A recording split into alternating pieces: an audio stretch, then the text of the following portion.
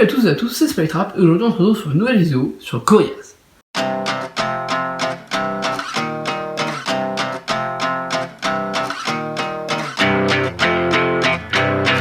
Bon, premièrement, Gorillaz c'est quoi?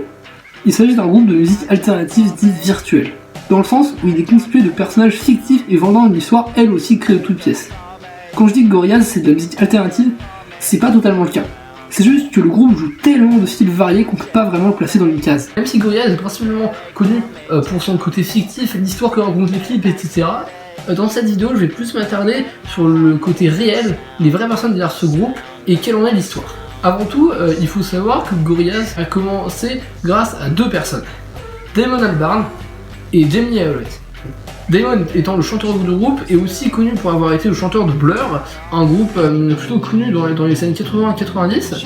Il a été aussi chanteur dans pas mal de groupes, mais il n'a vraiment plein. À côté, Jamie Hewlett est lui un dessinateur et auteur BD anglaise situé à Londres. Les deux hommes vont se rencontrer en 1990 quand Braham Coxon, qui est le guitariste de Blur, va demander à Jamie Hewlett d'interviewer leur groupe.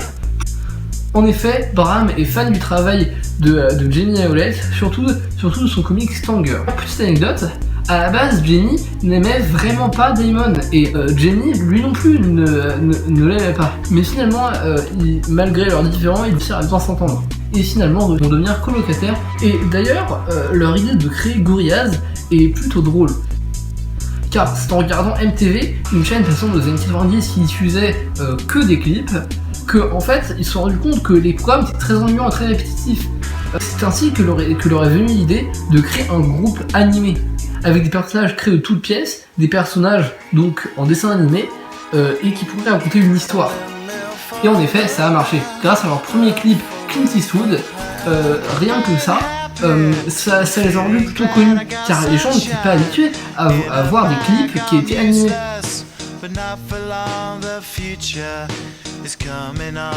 We were watching MTV a lot, and that was a time when there were a lot of manufactured bands, and we felt that they were all shit, and that surely if you manufacture something, then you should be able to do it properly. So we decided we'd create a cartoon band, because there were no cartoon bands. C'est à ce moment-là qu'ils ont commencé le tout premier album qui s'appelle Gorillaz. C'est alors que commença la phase 1, Celebrity Takedown.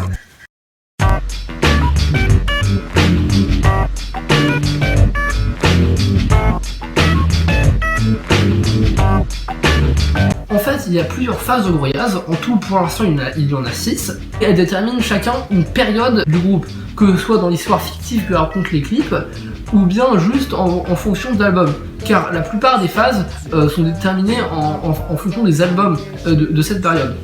Le groupe est un peu plus connu parce qu'il y a surtout un mystère sur les vrais membres du groupe, car à ce moment-là on ne connaît que 4 membres du groupe, Noodle, Russell, Murdoch et Toody, qui sont donc des personnages imaginaires tout droit venus de l'esprit de Damon et de Jamie.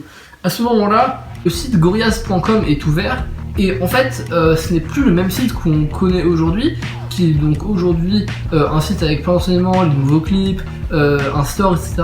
Non. À cette époque, c'était en fait une visite virtuelle du Kong Studio, donc qui était l'endroit habité par les membres du groupe, qui est lui aussi un endroit fictif. Plusieurs musiques qui existaient déjà sont remixées, qu'ils font en partenariat avec d'autres personnes. Ces chansons remixées feront partie de l'album G-Side, qui seront considérées comme la phase B de la phase 1. En 2002, il y a un DVD qui sort, qui s'appelle donc Gorillaz Phase 1 Celebrity Takedown. Dans celui-ci, on peut trouver la compilation de tous les clips officiels de cette époque, ainsi que le clip inachevé de Pfeiffer. Ensuite, entre 2004 et 2007, c'est maintenant la phase 2, Slow Boat to Hades.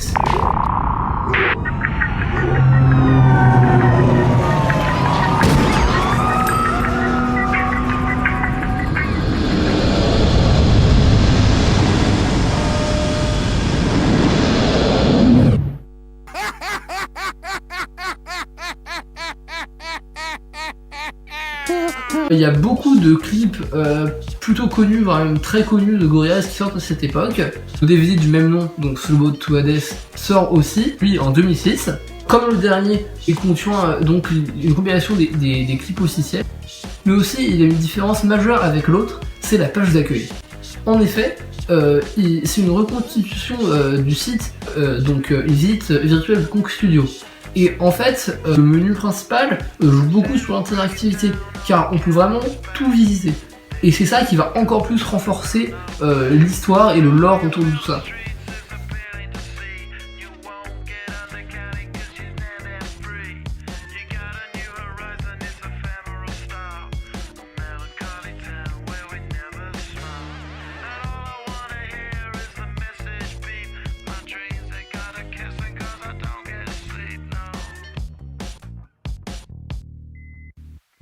C'est pendant cette phase 2 que va sortir Demon Days, actuellement l'album le plus vendu de tout Gorillaz, et c'est d'ailleurs le plus connu. C'est d'ailleurs avec celui-là que j'ai découvert Gorillaz, simplement avec le clip de Feel Good Inc.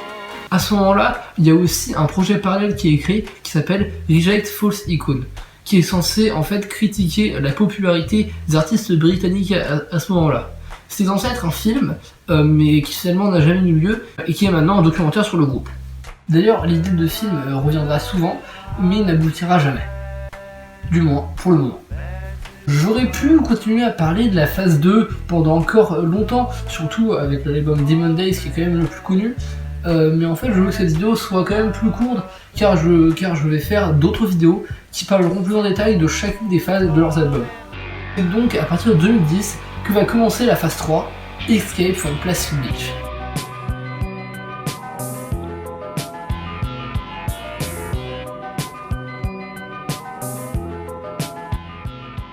Cette phase se déroulant entre 2010 et 2015 est très connue, très appréciée des fans, car elle contient l'album Plastic Beach.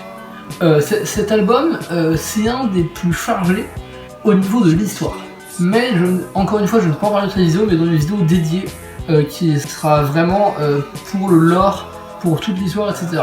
En fait, ce qui est vraiment très remarquable dans l'album Plastic Beach, c'est que déjà il y a un message environnemental très fort, mais en plus et surtout il est vraiment composé de plein de collaborations entre plein d'artistes. Je pourrais citer par exemple Snoop Dogg, Lou Reed, Mos Def, De La Soul, Little Dragon et encore plein d'autres que je ne saurais même pas citer.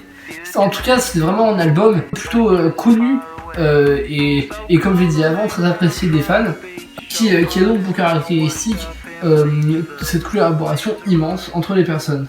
Le 18 janvier 2010 sort Stylo, qui est le premier clip et le premier single de Plastic Beach. En effet, ce clip arrive après 5 ans d'absence et est vraiment balancé sans contexte. On ne comprend pas qu'est-ce qui se passe dans le clip et comment les personnages en sont arrivés là. Et en fait ça, c'est encore un mystère aujourd'hui, mais j'en reviendrai dans la vidéo dédiée à Plastic Beach. Et d'ailleurs quelque chose que je pourrais faire remarquer, c'est que Plastic Beach est d'abord sorti au Japon, avant d'être sorti dans le monde entier. C'est quelque chose qui est déjà arrivé avec D-Sides, qui est sorti carrément 1 an avant au Japon, et c'est seulement 1 an après qu'il a pu être sorti dans le monde entier. Bon, pour Plastic Beach, c'est vraiment sorti que quelques jours après dans le monde entier, mais en tout cas c'est une caractéristique qu'on peut retrouver plusieurs fois dans Gorillaz. Et d'ailleurs, en parlant des choses que Gorillaz continue à faire, c'est tout simplement que, encore une fois, on peut se balader dans Plastic Beach grâce au site gorillaz.com. Et du coup, là, on peut comprendre quelque chose, c'est qu'en fait, à chaque phase, le site de Gorillaz était remis à jour pour être du coup en coïncidence avec cette phase. Et en fait, c'est plutôt logique, parce que si on suit la trame de l'histoire, repère, si on peut les appeler comme ça, les endroits où vont les personnages changent. Donc avant c'était Konk Studio, maintenant c'est Plastic Beach, et ça va encore changer. Et d'ailleurs, il y a aussi autre chose qu'on peut noter, c'est qu'il y avait un jeu vidéo Plastic Beach.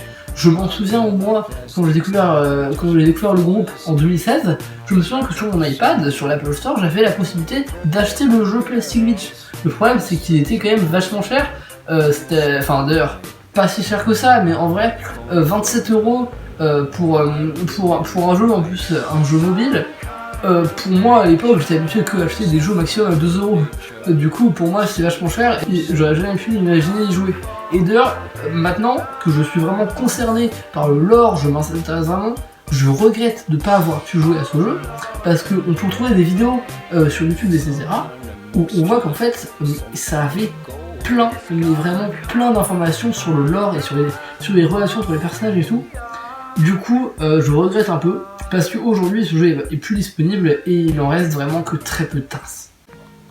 Et du coup, encore quelque chose que vous remarquez dans Gorillaz, c'est que la plupart des événements qu'ils font sont éphémères.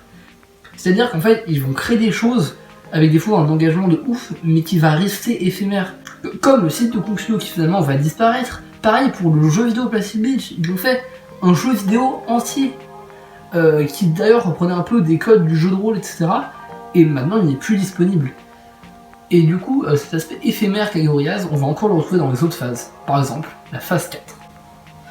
Malheureusement, en 2012, Jimmy Elliott et Damon Albarn vont se séparer et donc créer une rupture à Gorillaz. Tout simplement parce qu'ils avaient tous les deux des projets différents et il valait mieux se séparer. C'est donc à ce moment-là que se signe la fin de Plastic Beach.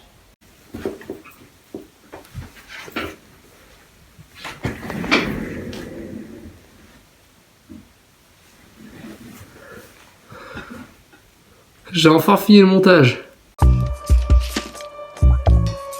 Ouais, parce que je pense que ça se voit à ma gueule, ma moustache, la longueur de mes cheveux, surtout. Il y a du temps qui est passé, ouais. Pour donner un ordre d'idée du temps que j'ai passé à faire ce montage, toutes les vidéos que vous voulez voir, toute la vidéo, elle a été filmée le 9 mai 2022. J'ai commencé le montage le 10 mai 2022 et je l'ai fini hier soir, le 10 mars 2023. Ouais, c'est long, j'ai pris 10 mois. Bon, en vrai, il y a plein de raisons à ça. Et un peu la flemme de les énumérer, mais c'était surtout en rapport avec le lycée, les cours, le bac. En tout cas, voilà, la vidéo est enfin sortie, et pour le coup, j'en suis vraiment content parce que j'ai enfin fini le montage. Genre, vraiment, ça m'a pris tellement de temps. Et du coup, si vous voyez ça, c'est qu'il doit être sur YouTube, et voilà, ça veut dire que j'ai enfin réussi. Bon, du coup, ça, c'est la partie 1. Qui est centrée sur les phases 1 à 3. La prochaine sera sur la phase 4 à 6, notamment la phase 4, j'aurai beaucoup de choses à dire parce que c'est sur Humans, donc l'album Humans, j'aurai beaucoup de choses à dire dessus. Et après, je compte potentiellement faire une vidéo sur le dernier album qui est sorti il y a à peu près 1 ou 2 semaines. Ça, je vais faire une vidéo dessus parce que pour le coup, c'est pour ça que je suis vraiment pressé à finir la vidéo, c'est parce que je voulais faire la vidéo sur Cracker Island. Après l'avoir sorti. Bon, du coup, c'était Lef, et à la prochaine, j'espère, pour la partie 2.